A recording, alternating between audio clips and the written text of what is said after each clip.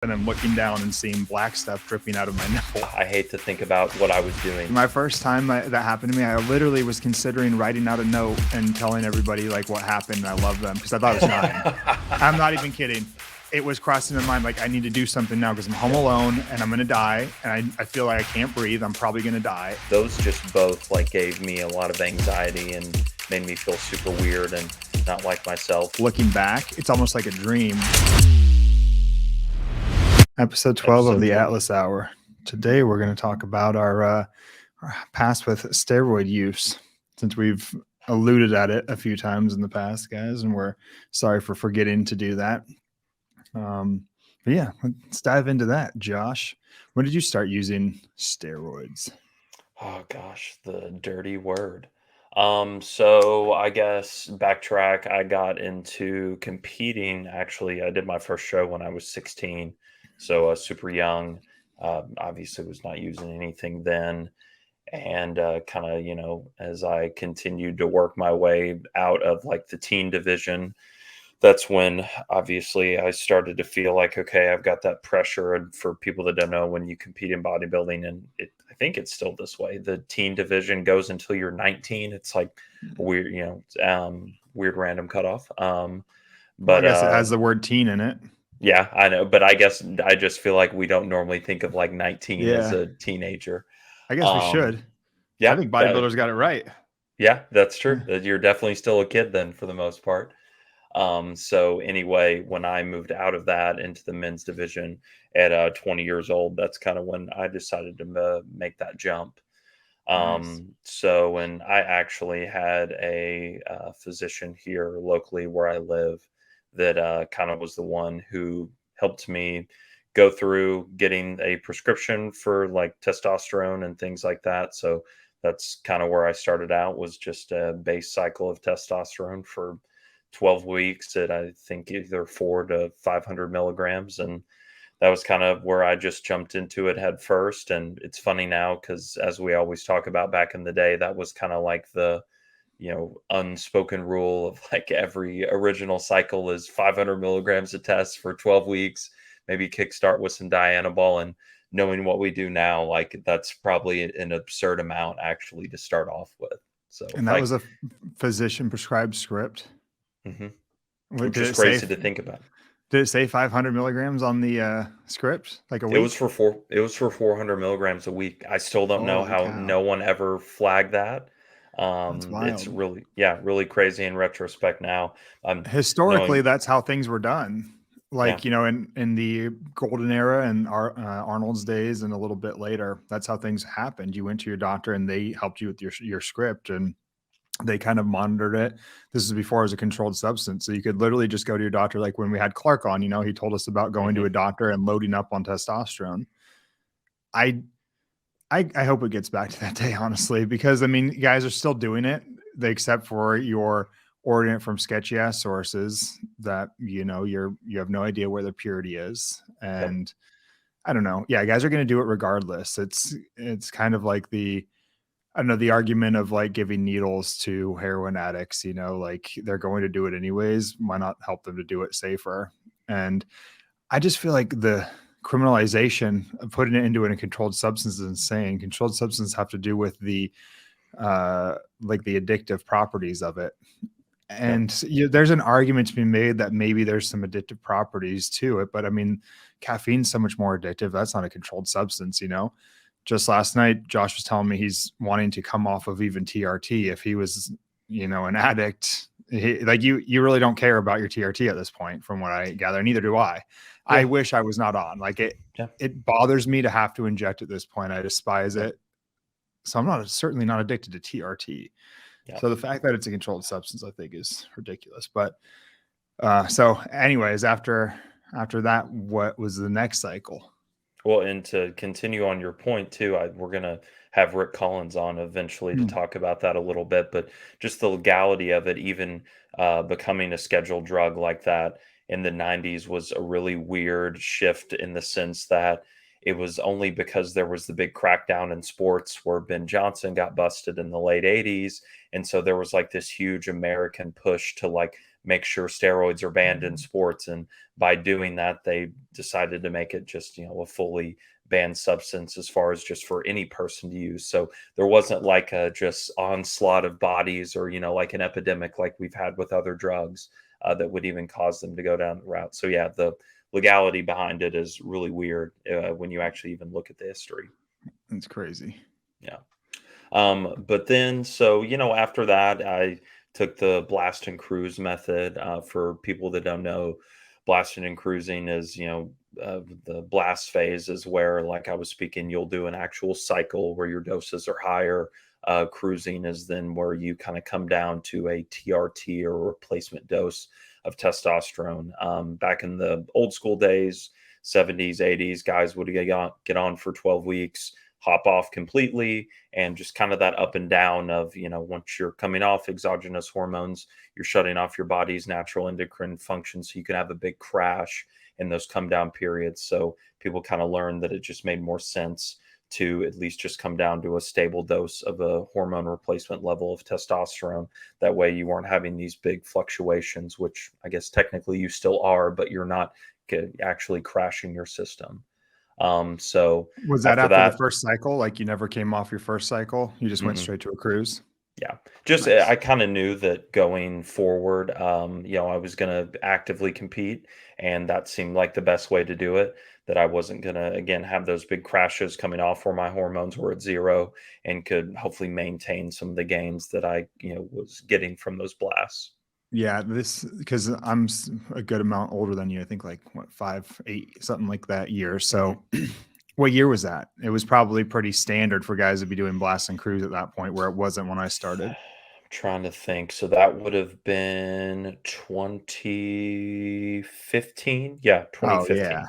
Yeah. yeah, for sure. That was pretty Yeah. commonplace at that point. Yeah, exactly. And that's, yeah, kind of how the research that I did, it seemed like everybody and even the people who helped coach me at that time all recommended that, hey, this is probably, especially having a legal script for it, you have no reason not to. It's not like you're going to run out of it type of thing. Did you, at 20, did you think at all like this is crazy that I'm starting something that I'll be on for the rest of my life? Yes and no. In retrospect now, I'm like, gosh, I wish I would have taken that into consideration.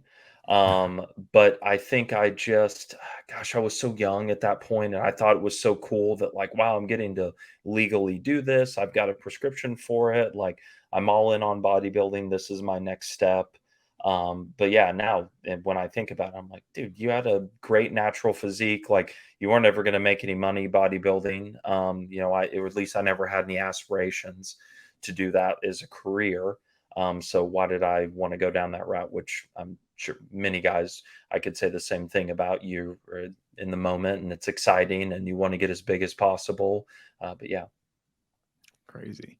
I think I talked about mine first, maybe on the last episode or one of the episodes where I like drove and got I got a vial of testosterone for some exorbitant fee. It was like, I think $100. It should be maybe like 30 these days.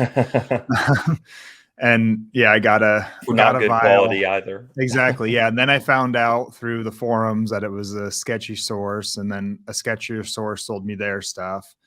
And then I did my psych, which I think was real. Maybe, I don't know. I never got blood work either. That was a stupid thing. I don't even know what my starting testosterone was when I started. Yeah. It could have been totally adequate. I did the 500 milligrams per week, and man, that wasn't a good time, man. I actually felt like shit. Did you ever get like trend flu or not trend flu, but test flu? Like where you felt awful, like you had a flu through the night from the testosterone? Not necessarily, and that could be a difference in sourcing, obviously, right? Probably so. I've always wondered because, there was always that thing where people said, "Oh, it's the test flu. It's, a Dude, I big, got that so massive." many times. Yeah, see, and I have always just thought that, it's probably just because there's whatever they're using for the preservatives with the gear or what we're Yeah, I actually think giving that to guy, because you I just never experienced it. you get thrown into like a crazy inflammatory response basically. Like my glute would usually welt up, and then that night it would usually come in at night just like you were sick. The first time I thought I was like, oh boy, I'm getting sick. Like it feels like you got the flu. You start getting terrible chills and your whole body aches and you're like shaking, but you're dripping sweat like crazy, and then it's gone by the morning. And I had that multiple times after like a big shot, which 250 like a whole cc is a lot of oil these days. I haven't gotten close to the highest I've done is like 0.3 in a few years, you know. Yeah. It's crazy That's that I kinda would crazy inject to that think about much. that now. Yeah, right Oh, it now, would that's make me funny you feel so say that. sick.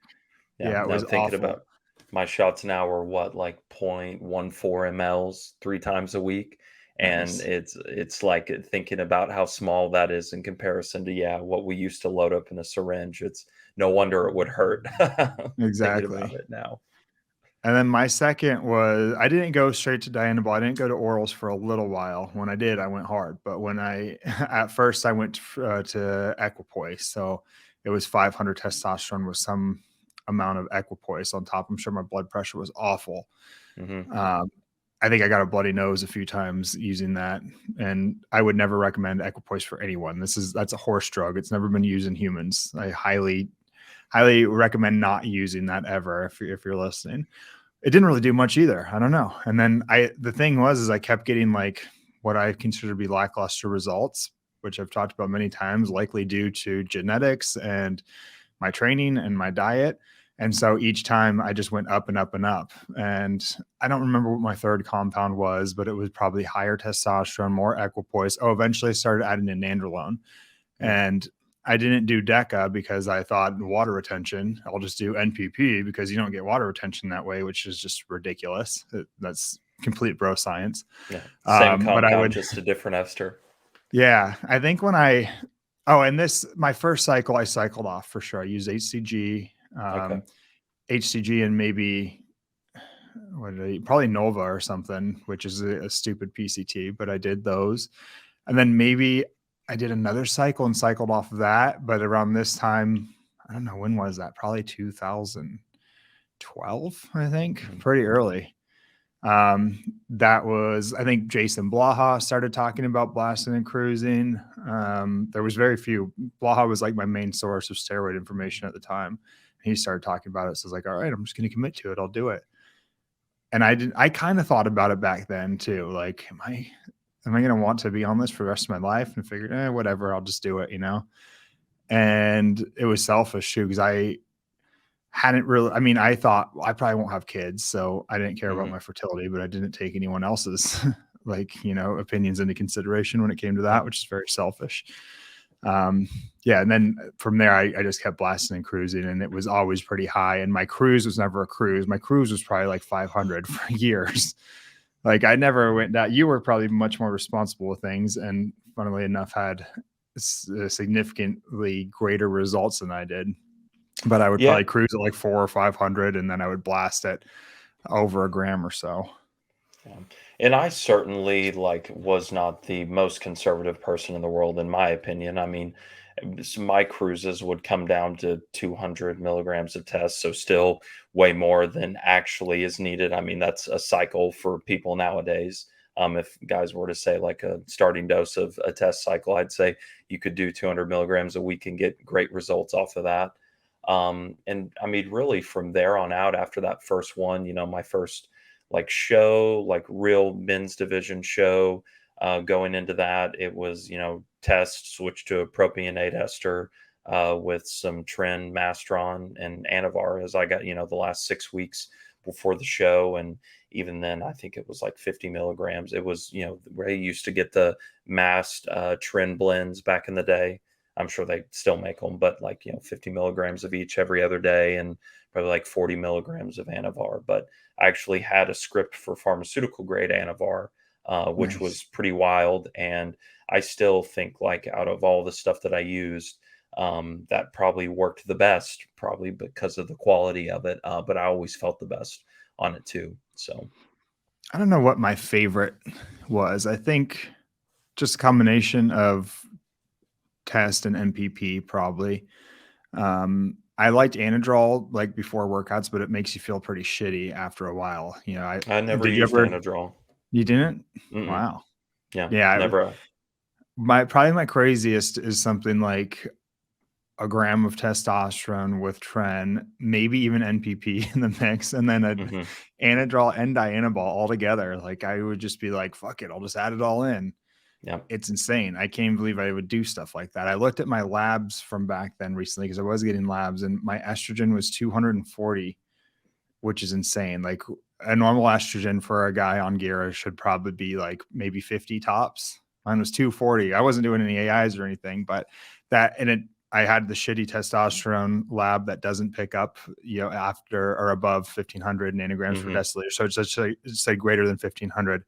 But if my estrogen was 240, the amount of testosterone I must have had to have that is insane. Absolutely. Yeah. I wasn't anything special. I'll tell everybody that for sure. I Yeah. mean, I was a big looking dude, but I wasn't that big. Yeah. And I That's think funny. the craziest I ever pushed it was for my last show that I ever did, and I got up to 750 milligrams of test a week, with I think like probably 300 milligrams of trend on top of that going into the show. And that was about as wild as I got. And then after that show, that's kind of when I started teetering further and further away from it. But like you, I actually did have, because I rarely did blood work back then, more so just because I was a kid and really couldn't afford to go do it type of thing. Or I guess I could have. I did have a doctor that oversaw stuff, but I just didn't make it a point to always do it. But I did have tests that came back with my actual total T like at 2300 or something like that. And then I just remember for some reason my HDL still sticks out to me that it was like 20 or something like that. And I remember that. And I'm like, God, that's like, I hate to think about what I was doing. Like, probably picked up a few fatty streaks in my arteries just from shit like that back in the day. I had a single digit HDL more than once, like a Oh, 9. yeah. Yeah. Yeah. Awful. My LDL was always decent. Hmm. Wasn't testing ApoB back then. Now that I'm in the know, I've tested my LP little a and it's pretty low. So I probably wasn't, at Yeah. risk there. Yeah. You only need one test when it comes to LP little a. But my LDL-C, the highest I think I saw it was like 110 once, which certainly isn't. No, it was 101 actually on that cycle where my estrogen was insane. That's when HDL was like 9, but my LDL-C was like 101, which isn't bad whatsoever. I mean, it's not ideal. I'd like it lower To be now, but pushing it for like being, that, no. yeah, but I had a virtually like almost fat-free diet for years. So, Yeah. like I ate just chicken and rice basically with or some iteration of that and very little fat. Like if I had ground beef, it was once a week and it was 96.4. I almost didn't even eat eggs. Like I just was really fat free. It was just high carbs and high protein. And what was the reasoning behind that? Did you just not feel good on fat, or was there actually like a health decision behind that? Or There certainly wasn't a health. I never cared about health. Well, I mean, not really. It was more, I felt like I performed well with a lot of carbohydrates. And I felt Mhm. that like de novo lipogenesis of creating fat out of carbohydrates was a difficult thing for my body to do. So Yeah. I felt like I could push the calories with less fat gain than I would if I had a lot of dietary fat in circulation, which I still would maybe agree to an extent. Obviously, calories are king, and that's going to determine, what gets stored as adipose. But I did feel like I would stay leaner if my dietary fat was lower. Interesting. Yeah. Yeah, and obviously it's person to person because I used to kind of think, or I feel like maybe like your ideas of that changed through the years because I used to kind of feel the same way, and then even now over the last couple of years, like I'm a much higher fat person, moderate carb now, and even for the amount of endurance work that I do, I feel better with that. It's just more like strategically where my Hmm. carbs are around things now to actually utilize them. But Yeah. I eat a now lot with more fat now. yeah, yeah, and I feel better. I feel like now, definitely much not as inflamed all the time, or not as much water retention too, which could have been a multitude of factors back then when you're taking a lot of hormones. But Yeah. Yeah, no, I definitely stay just as lean. Well, no, I'm a little bit fatter than I was then, but there's a lot less drugs and I'm a lot yeah, less working out. But I I have a lot more fat. Like I'll have like 2 servings of peanut butter in the morning. That's like 30 grams of fat. And then almost always an entire avocado at night with like half or more of a pound of ground lean beef. So I have a lot of fat these days where before that was unheard of. I wouldn't even have avocado, man. It was crazy. Hardly ate anything. What was your least favorite compound and then your favorite compound? I guess you already said Anavar was your favorite. yeah. Oxandrolone was certainly my favorite. It just I don't like very very strong on it. And you didn't have to take a lot of it. I mean, I know guys used to always be like, get up to 100 milligrams. You could take 40 milligrams of pharma grade Anavar and feel ridiculous. Even nowadays, I think you could probably take 10 and it would make a huge difference.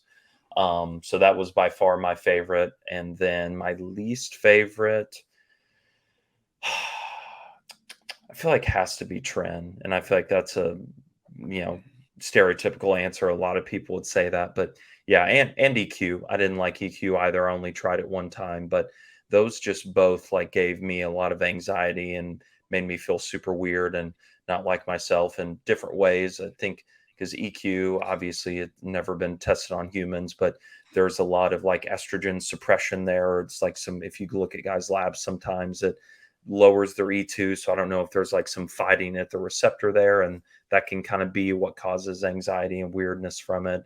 And then Tren, Lord knows what's happening with that as far as what it's actually doing. But you certainly don't feel like yourself, like very just indifferent to the rest of the world. Like you just don't really care about anything. Did you realize that when you were on, or is it after, like, looking back? Because for me, while on, I would always be like, this isn't that bad. And then when I was done later on, looking back, it's almost like a dream where you're like, in a dream, you're almost watching yourself Hmm. do things. I can feel like my trend self. I'm like outside of myself, like, whoa, that was really bad and terrible. I didn't feel it in the moment, but now looking back, I was miserable. Does that make sense? Certainly. I mean, and Yeah. even just running compounds in general, when I not just Tren, like when I think back on just higher doses of anything, I'm like, you can like justify, like, "Ah, I feel fine. I feel like my normal self." But now looking back, I'm like, that was certainly not me at all. Like it gives you a very different temperament and just your thinking on things dwarf or changes. Like it becomes very just I don't know, like devious sometimes. Like I feel like having that just high androgen environment makes you a little more risky about things. We've talked about that a little bit, but Yeah. just some things I would say or do, I'm like, I would never do that now. I'm too nice of a person. Yeah, it's weird. It's a weird thing when I look back. I'm like, yeah, that was all I even the way that I felt, I'm like, yeah, I felt toxic and gross, but Hmm. you don't think that in the moment. When But it you kinda was the one. justify it too, if you're competing or, like, getting ready for a CrossFit competition, you're like, "Oh, I'm just tired. This is part of the profit process." Well, like, well, maybe you're feeling like shit because of all the stuff you're putting in your body too. Yeah, it's crazy. That was the one though that what I feel like change of physique. And when people say change of physique, I always heard that and then would literally think, like you can see it more for your physique and nothing, there's so many influencers and things that talk about these things and give them way too much praise and really Mhm. convince people that they're going to be better than they are. When I say change your physique, it's like it's very mild. You're gonna see it in the mirror, but like it's gonna be smaller things. Like you'll have more veins, even though you're not working out. You look like maybe you just got a pump. It's not Yeah. growing new tissue, but you do are like you get out of the shower and you got veins through your arms, like you just did curls, and you're like, yeah, this is starting to work. You can feel it. Your traps are kind of puffy. That's what people mean. It's not like I was always under the impression the way these guys talk about it, like, people like Vigorous Steve, which I like Vigorous Steve a lot, but when you listen to his stuff, it's like pure hyperbole. Like when I listen, I'm like, dude, like no wonder so many people are going out and trying this stuff the way you're explaining it. But he even explains TRT is like it's going to just change your world. And I'm like, it will help, like Yeah. it'll certainly, but it's not going to be, I don't know. I fell privy to, or I fell prey to thinking that it was going to be some monumental life shattering changes in my physique and I Yeah. say the one that does that is Trent and literally like take your current physique, do a full upper body workout, and look at your pump, and that's basically what Trent is like all the time, which is cool. Certainly it's really cool, but if you don't have a lot of muscle to begin with, you're not just start putting them on. Yeah. Would you And, agree?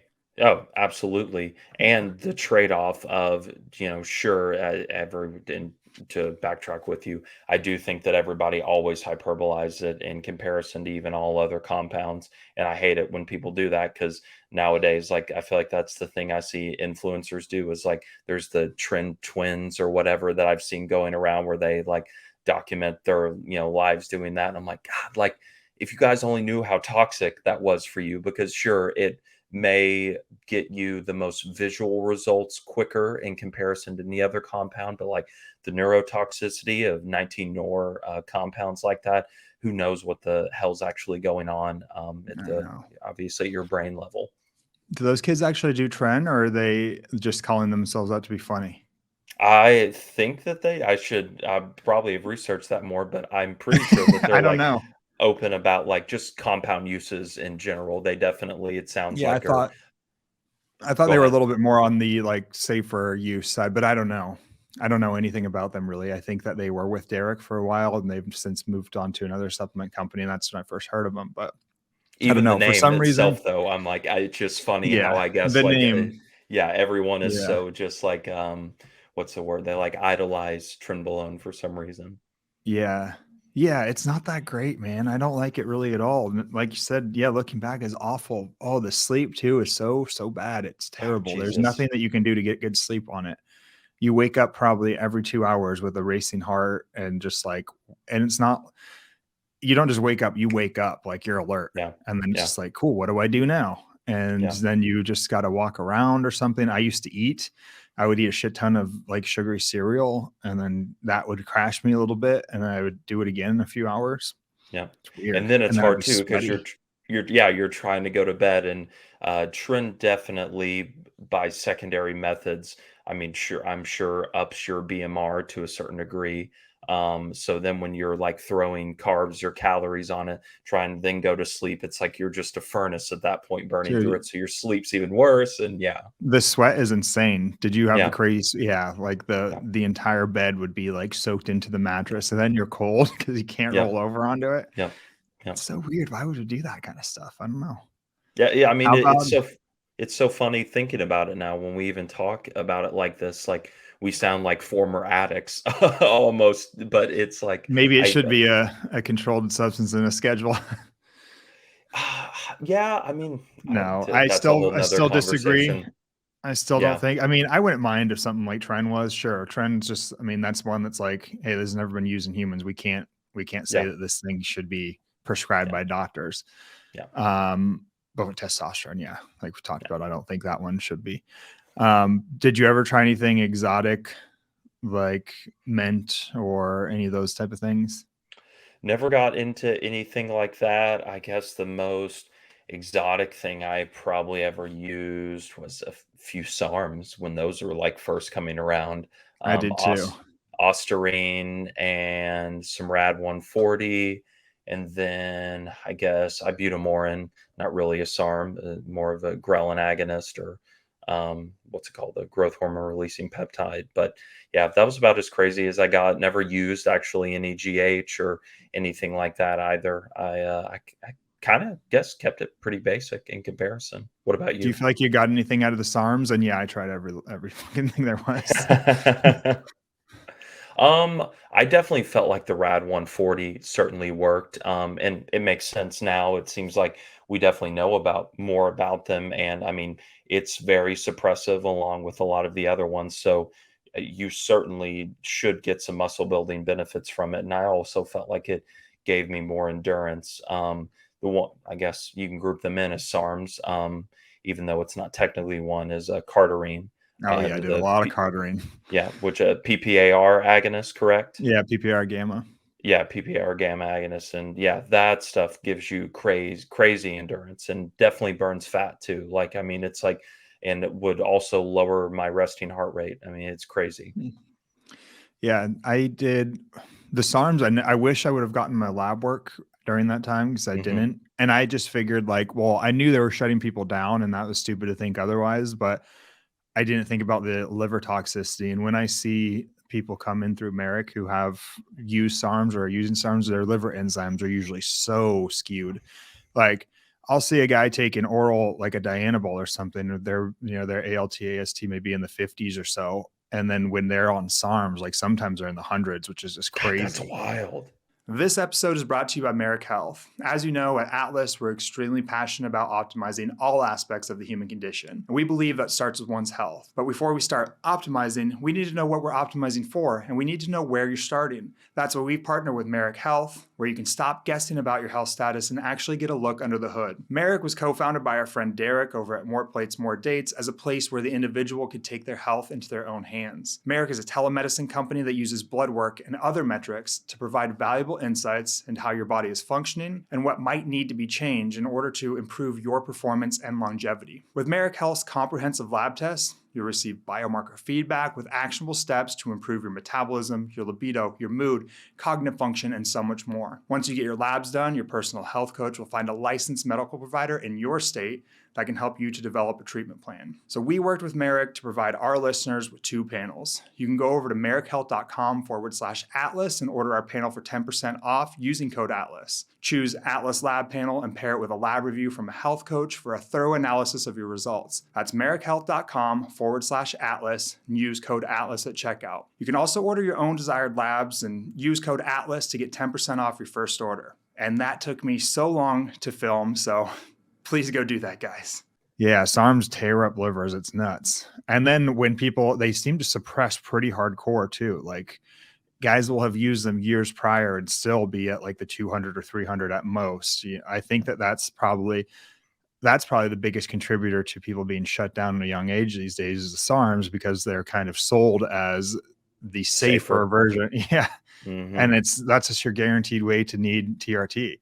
If you're wanting to go down that road, just hop on 200 milligrams of testosterone. Not that I'm recommending that to anybody, but I would say get on testosterone before I even think you could do a cycle of that and recover probably completely fine, better than you can with SARMs. And I don't know what it is to it. Dave Lee, who we'll have on here soon, shortly, has talked about, he sees a lot of guys with low testosterone levels, and he talks about the same with younger guys. It's usually prior SARM use that got them in their predicament. Don't know why. But I was running so many other things during the time that I would just they were in liquid things. I would just pound them too. The only thing I remember noticing was whatever one I used made everything yellow. Do you remember which one that is? Ooh, yes. Which one was that? Not Austrain, not Rad, I don't think. I just remember hearing about it. Now, hold on. Now I'm looking it up because I gotta know. SR? Is it SR something? I don't know if it limited that. Let's see. I know exactly which one you're talking about, though. Yes, it was Andorine S4. Oh, S4, yeah. Yes. Yeah, I definitely remember that shit made everything yellow. It was really weird. When I noticed it the most is I was maybe 3rd or 4th year med student, and I was on a surgery rotation, and the bright light in the OR would just be so yellow, and the whole body cavity would be bright yellow, and I wouldn't be able to tease out structures. And I felt just like an idiot. They'd be like, because the attendings will always pimp the students, like, what's this? And I'd be like, fuck, that all looks the same. It's just all pure yellow. And I would just be trying to be quiet and hopefully fade into the back like Homer Simpson. Someone else answers the question for you. Really trying to hope that a student or a resident would answer, because I can't see shit. And I'm and plus I'm in the OR, I'm nervous as a student and your mask is fogging up. I just remember that was awful. And then I tried other things like the mint or whatever. Didn't get anything good out of that. Trust alone, right? Yeah, trust alone. Yeah. It was no different than anything else, except for it's a 19-OR compound too, isn't it? Don't even know. I think it's I can't remember this. Progestin. It's so funny these days too, kids will come in Marek and they ask things about certain peptides or men stuff, and they like that. And I'm like, dude, I can't even remember. It's been so long since I've thought about that stuff. And maybe I should, I don't know. I don't even want to educate myself on it because I don't care anymore. All I want to tell them is don't do it. That's all I can tell you, Yeah. Maybe I should educate myself a bit more on those compounds, but I just feel like they're useless. Yeah. I prefer to educate myself on things that have been tried and we have research on, Yeah. That's kind of how I feel about even all the other compounds that I used outside of test. Now looking back on it, I'm like, sure, I know I said I loved oxandrolone and things like that, and it's sure not without side effects. I know it's the most mild from a toxicity standpoint with orals, but it still is toxic to a certain degree. You definitely see values go down or go up whenever you're using it, as far as like liver markers. But like, I don't know. I think for most guys, I'm like, if you ever want to use anything, like, just do what's bioavailable. Use tests. Like, you're gonna get all the best results in the world. Probably not have any like weird feeling. Like we were talking about with some of the compounds making you not feel like yourself. I feel like that's just your safest bet, and you know exactly what you're getting, and your body knows exactly what to do with it too. Yeah, I would go after ones that have a significant amount of clinical data on them. So that's going to be testosterone, nandrolone, anavar, Hmm. primobolan, and growth hormone, I guess. Yeah. And that's like, if you talk to any top pro, that's what they're doing the majority of the time. And they may add tren in around a competition. And I think every single one of them would agree that if they were not competing, they would not have tren in Hmm. their armamentarium because it's useless. Outside of that, it's pointless to use. Um, the word I also did like test suspension before. Did you ever do that? Yeah, one time actually, I'll never forget this. Buddy of mine had test suspension with Superdrol too. Oh, And nice. God, we tried that before we went and worked out one time and it worked. I mean, I don't know if it was the Superdrol or the test suspension, but it certainly hits you like a ton of bricks, like immediately. Yeah. The one when I did the ment and the test suspension were in guaiacol, I think. Do you know what that is? Mm-mm. It's like a solvent that they have to use. And that's Okay. actually how like Victoria found out that I was like had stuff because it smelled so bad. Like the entire house, like we had a 2-story, 4-bedroom house, and the entire house would reek of it. Like it smells like you took paint thinner, because that's essentially what it is, and just like, sprayed it all around the house. My pores would reek of it. And I would Oh just be my like, oh, I gosh. don't know what that smell is. And it's just traced it down to a closet where I was hiding it. God, but it was bad. You would taste it, you would smell it on your body. It would just be reeking out of you for, I don't know, a day or so after the injection. But they use it because they like some compounds are hard to break down and turn Hmm. into a liquid form. And so they use it as a solvent, and it's hardcore. Like, I mean, literally, for those listening, can like imagine taking basically paint thinner and injecting it into your muscle. And that's what we're doing. That's what bodybuilders, our kids, usually just stupid kids, are doing. It's crazy because I'm sure my inflammation markers were insanely high. Those muscle cells were probably dying in my glute. Like it's crazy. And that's why you feel things like that's when you get the test flu, because you're so inflamed because your body's mounting this insane immunologic response to Yeah. the compounds that are inside. Yeah, those ones made me feel gross too. I would certainly feel toxic because, like I said, you could taste it in your mouth, and you could also, feel it oozing out of you and smell it, and you would just Yeah. feel like a walking chemical. Yeah. Oh, dude, and it's so funny. Even you talking about it, like you can tell it genuinely bothers you. Like thinking back, like God, like why? Just It's why? crazy. Even all those little like variables of like it smelled super toxic. I felt really toxic, but like I continued to do it because I thought it helped me build more muscle. It's Nuts. wild. I mean, even And Tren is that way from a like standpoint of, I mean, I guess should talk a little bit more about it with Tren cough. I'm sure everybody's heard about that, but for whatever reason, I don't know what it is about the trenbolone compound, but when you inject it, like sometimes you really don't know when it's going to come on, but you'll start to get like this metallic-y taste in your mouth right after yeah, injecting. And then it's like the worst coughing fit you've ever had in your life. Like, I mean, to where you feel like you're going to die, almost like head in the freezer, like someone help me. It's awful. And would have those, maybe once a week, and you just kind of continue to carry on like, oh, this is normal. Like my as if first that's what time. happens when you drink protein powder or something. Exactly. My first time that happened to me, I literally was considering writing out a note and telling everybody like what happened. And I love them because I thought I was dying. I'm not even kidding. It was crossing my mind like I need to do something now because I'm home Yep. alone and I'm gonna die. And I feel like I can't breathe. I'm probably gonna die. And I Yep. I was like, I should write something out just in case because I think it's gonna happen.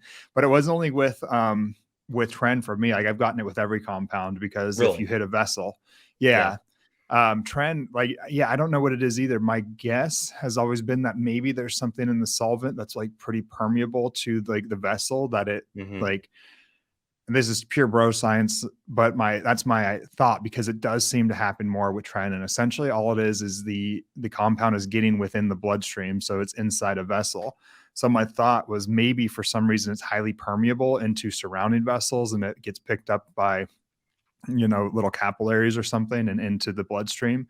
But I've certainly had it with like tests. It was like my first cycle, I think, that I got that, because I think I hit a blood vessel. I didn't aspirate, or even if you do, you still can always move around, like Hmm. you move like a millimeter to left and puncture a vessel, and then you're spraying oil into it.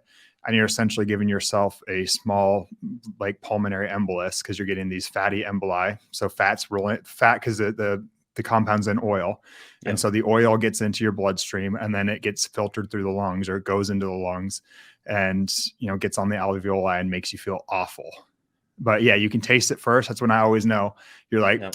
oh, fuck. And then you got to brace Here it yourself, because you're comes. like, here it Yep. comes. And then the Yep. cough is worse than anything you'll ever experience. Like, you feel, sometimes you throw up. Like, I've been gagging before, and you're just coughing, and like you start sweating and feeling awful. And it lasts for maybe like 3 minutes of pure coughing, not being able to catch your breath.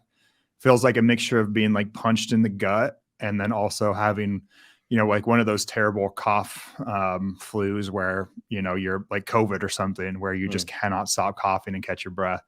But then you kind of feel shitty for the rest of the day after that too. I would know that one. I used to psychologically, though, tell myself like, I'm going to have a better day because it's in the bloodstream. And it's like, because otherwise it would have to sit in your muscle and be like, go through esterases before it makes its way into the blood. Yeah. But I'd be Yeah. like, no, I'm way more anabolic today, because I straight up like mainlined the stuff. Oh, I love your Crazy. honesty with it. Just the stuff that we used to tell ourselves, right? Of like, this is good. It's just, Yeah. let's negate the fact of whatever the hell this is that's making this happen to me. It's so funny, but that's interesting. So you think it just has to do with like the actual like way that the solvents that they have to use for It underground must. stuff, and maybe it just takes a stronger one to break down trend. That, I mean, because normal like pharma grade tests, like that's, I've very rarely ever heard that happening with anybody. I haven't had it ever since I've used it, but I also aspirate, and it's a small amount. So there's Mhm. multiple, there's a lot of variables, but I've gotten it on test, EQ, DECA. I've gotten it on every compound. It's always similar. But tren is the one where it's like, you're probably getting it, I don't know, a tenth of the time or more, which Yeah, is a lot. yeah. Yeah. Oh, one other thing about tren and nandrolone too, for any of the younger guys that have thought about going down that road and thinking that they're just going to come off afterwards, they're both extremely suppressive. Like just what's it called, progesterone-based compounds like that, for whatever reason, are just extremely suppressive to your endogenous system. I mean, they even have like, I think some studies with nandrolone showing like, I forget like how many milligrams, but a very minute amount will completely suppress your endogenous testosterone production, and the metabolites, especially for nandrolone and tren2, can stay around for a really long time, like months afterwards. So I remember guys always having like really bad or really hard time actually rebounding and doing their post cycle, and it's probably just because those compounds were still floating around in small amounts, suppressing their system. And speaking of like the progestins, progesterone, prolactin, gyno is a big one that people Hmm. should be. And you had surgery, right? Hmm. Okay, I didn't. There was a time on trend when my nipples were literally leaking black stuff. So this is the kind of stuff that you'll experience. Like, I remember specifically being in Target, having the bro cut off where, the nipples pop out sometimes, and then feeling it itchy and just scratching it kind of mindlessly while looking at something on the Target shelf, and then looking down and seeing black stuff dripping out of my nipple Oh my in public. God. And just like, holy shit, holy shit. And then I'm like trying to wipe it up and super afraid. But that's the kind of stuff you're going to deal with again. Like, if all of the other stuff doesn't, bother you that we've talked about, you also deal with that. And Yeah. I don't, I don't know. I don't have gyno per se. There's breast tissue in there that will flare up if I ever do a higher cycle, which it doesn't. I would always have like a nodule under there. I got lucky, I guess, and that mine wasn't visible. I kind of have a small layer of fat over my chest, but it's still enough to where I could see striations and be fine, and it would kind of Mhm. hide the gyno. Yours must have been visible enough to have it surgically removed, right? Absolutely. Yeah, I'll have to. I guess I've never really shown you pictures of what mine looked like before. My left one was huge. I mean, it was the thick boy that was in there, and I always think that I had it to a mild degree. I definitely blame Dianabol. I forget Dianabol like converts to a different form of estrogen, if I'm correct. It's like Maybe. it's. I think there it's like kind of the way that it's metabolized. It's like a more potent form of estrogen, from what I understand. So anyway, I always blame that for it, but I think that developed it. And then whenever I started taking 5-alpha reductase inhibitors, I think that exacerbated it just by not having the DHT to kind of antagonize the estrogen at the breast tissue like that. Kind Yeah. of just made it explode and grow a little bit more. And then I guess since I only have like 10 more minutes, growth hormone. You said you never did growth hormone? No, I always was actually afraid to really mess with it. Like I said, I Really? did. Yeah, I did ibutamorin one time, so MK677, and even that like freaked me out a little bit. Just I felt like I had this understanding, like, hey, boosting my IGF-1 to super physiological amounts like probably isn't a good idea from a health and longevity standpoint. So it kind of always made me Damn. skittish. You're smart, man. It took me forever to realize this shit. Like I did I did all the GHRPs. That's why it's funny because guys will talk to me about it like, should I take this with I don't know what how many yeah, there's so many different ones and I forget what see I don't remember like with DAC, without DAC. I mean, I understand having to do with the half-life, but I can't remember the combos of them, Which which are all people just get all acronyms to me, basically. yeah, people get all into, all that, and I can't remember at all. But at the time, I remember being very well read on it, and I would be like, "Oh yeah, you need to pair this compound with this compound at this time of day." And now I'm just like, why? I forgot it is because they were all so fucking pointless. They didn't do a goddamn thing. Oh, And then a lot of TRT clinics, including ours, will use these GHRPs, and for some people, they're effective. For the vast majority of people, I think GHRPs, growth hormone releasing peptides, secretagogues, and growth hormone are virtually pointless for most people. I yeah. wholeheartedly believe that. I even think that bodybuilders are wasting their time when they're using it. I could be wrong. I mean, obviously they have their physique and they get to the Olympia level using that, and maybe there's something to it, but I've never seen in the data ever where growth hormone is increasing muscle mass, like increasing lipogenesis, sure, or I mean lipolysis, so burning down fat, definitely. But I don't know the insulin resistance that it causes. It just seems like it would almost be a neutral thing. Like, Mhm. yeah, you liberate more fatty acids, but then you're becoming insulin resistant in the same time, which we know can lead to more adipose, um, deposition. And I don't know, it just seems like a A neutral lot to of me, and I fluid could be wrong. retention sometimes too at higher That's the only doses thing for I ever guys. got. So Yeah. for sure, like when I use the peptides, that was during a time of like CrossFit, and I was extremely lean, and I wanted to use it because I felt like it would help my recovery. And still, when I talk to guys who want to use it, that's what I'm talking about. Like, if your recovery is really suffering, and we look and we see you have low IGF-1 and you need some help with your sleep because you're training so crazy, maybe there's some utility there. But anytime that I would use it, I would notice because I was so lean at that point, I could literally know, if water retention was kicking on, and my abs would go from being like shredded with veins to almost like looking blurry, and I'm just like, oh, I hated that feeling.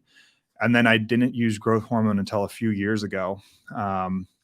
And the first time that I did, I think I used 2 units the first day, and then just in classic Adam fashion, it was like the next day was 4, and then I was like, "Okay, I'm just gonna bump the ship to like 8." Like, I just doubled it on like the 3rd day, and I was already using like a Olympia level growth hormone at my 3rd day of ever using it because I was like, it just didn't seem like it was working. I'm like, "Oh, 2 days in, it's not working. I'm gonna go all the way up." So I remember doing 8 that day. I was a resident then, and I worked all day in the hospital, and I drove to the gym afterwards, and I was taking off my scrubs to change, and I looked down and my ankles, I had like long socks. My leg was like, my ankle was here and my leg was here. Like, it looked like Oh my my patients with gosh. lymphedema. I was like, Oh, okay, I yep. can't walk out on the gym floor like that. I look like I've got a disease because I had Yep. so much water retention. That was my first time I started taking telmisartan because I knew that growth hormone was activating the renin-angiotensin-aldosterone system, and I could inhibit that via, ARB. And I started using that for the water retention. That's really all I felt like I got from it. I used it for probably 6 months, and no joke, it was the first time in my life that I was looking in the mirror and going like, holy shit, I look a lot older. Like my forehead started Mm, to get bigger, and then mm. I started to get more wrinkles like I'd never had. I felt super old everywhere. Which I is hated it. counterintuitive to how it's sold to most people, right? That it's like the anti-aging hormone. Yeah, and I think that that's so, like, misguided. I don't think that it's anti-aging. I think that it's age accelerating. I mean, Yep. there can even be the argument that people, they say it's anti-aging because hair, skin, nail quality gets better. But if you're turning over more cells quicker, that's Mhm. that's accelerating aging. If things are growing faster, it's not necessarily a good thing. When you look at longevity, if you want to promote longevity, you slow down the growth. I tell people to try to put it into terms they can understand. I say, look at like a lifespan. When in the lifespan is somebody like aging before your eyes? It's usually like as a teenager. A Mhm. teenager, they go off to school for a day and they come back and you're like, holy shit, like you just age. And parents talk about that all the time, and it's true. That's growth hormone. They have so much hormone. And Yep. I think that you're doing yourself a disservice. When you look at the pro bodybuilders, most of them are in their 20s, maybe 30s, and they all look so much older than they are. Yep. And Absolutely. it's multifactorial, but I think growth hormone plays a huge role in that. And I just never got anything out of it. Really, I Yep. really don't feel like it helped me in any way other than water retention. I think the water retention makes you look a bit fuller. So that's cool. And like I said, maybe you stay a little bit leaner, but is it worth the insulin resistance? I would say no. Yep. I think growth hormone in combination with insulin, now you're probably like you got a little winning combo there. But I never wanted to mess with insulin personally. That's what I was afraid of. I never wanted to kill myself. Yeah. Well, and I definitely think it does. I mean, if you look at guys that did use it for years at high dosage, there's definitely some acromegaly side effects too that occur. Like, I understand that, in theory, your growth plates and things like that are supposed to be closed after a certain age, but there's definitely some elongation of like the Oh, for elbow sure. and like some weird stuff. And like you said, head starts at forehead region, especially Yeah. starts to grow. Like you can notice it. Like, I No, mean, yeah. for Look at all maybe the not to the pros. trained eye, but yeah. No, yeah, if you look at all the pros, they look like cavemen kind of. They've got, Yeah. huge foreheads. Their ears are usually pretty big. Their noses are pretty wide. Their feet grow. I'm a pretty avid listener of Bro Chat. They all talk about all their feet grew a size or two while using. So yeah, I mean, mine did too, for sure. Not much, but I did go up a half size. So You think, and the most sad example of it, actually, rest in peace, is Dallas McCarver. Dude, I can his transformation of like how quickly he aged in like a 5-year time period. It was like that one always freaked me out because I'm like, there's no way that anyone can just ignore like how blatant this is. I mean, this guy, it's crazy. it's insane. And then you look like his autopsy, like significant cardiovascular disease leading to death, which is insane. And how old was he? 20s, right? 26, 27, younger That's than me. insane. That's insane. So yeah, And none of this when stuff he comes without passed risk. actually in college, that I was in college, and that was kind of, I guess, like I was still like at that point kind of teetering out of competing, but I'll never forget when he passed, that was like for me, I was like, oh, this is it. Like that guy is a few years older than me. That could have been me if I continued along that path. Like I'm good. I think I just had a thought in my mind too. Like, there's a lot of people who are like, well, that's better than if you go and do crack and heroin and everything. And I agree. However, I think the issue with this all is that it's under the guise of health, right? Hmm. Like all bodybuilding and everything is kind of considered to be healthy. And so you're just kidding yourself because at this point you literally are the equivalent of, smoking crack and doing heroin. And before somebody like misquotes me, I'm not saying TRT and everything is equivalent to that. But when you're injecting when you're injecting high amounts of tren that's made from an underground source and, everything I've talked about, the test suspension, the dianabol, all these orals, yeah, you're putting your body under severe strain and you're not having maybe the acute effects on your personality and your relationships and everything that, you know, heroin and crack, et cetera, will cause, but you are doing, you know, a disservice to your body.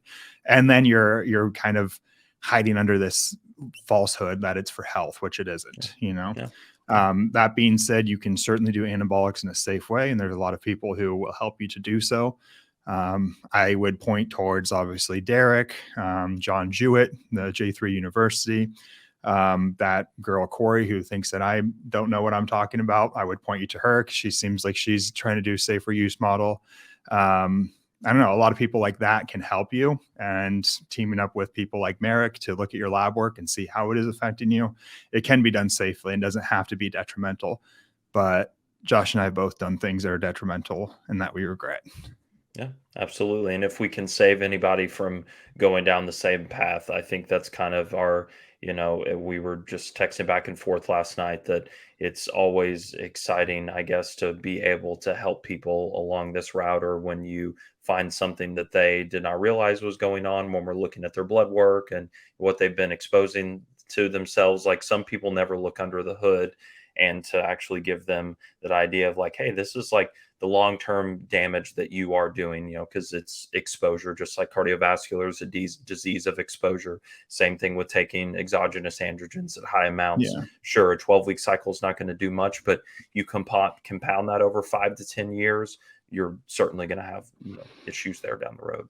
100%. So if you guys got any questions, we'll be open in the comments. Let us know. We'll definitely, we're trying to be as open as possible. I think I was as open as I have. And yeah, nothing else that I can say that I did or didn't do. I think pretty much tried everything. I never tried Halo testing. I'll put that out there. I've always been interested. Did you ever try Halo?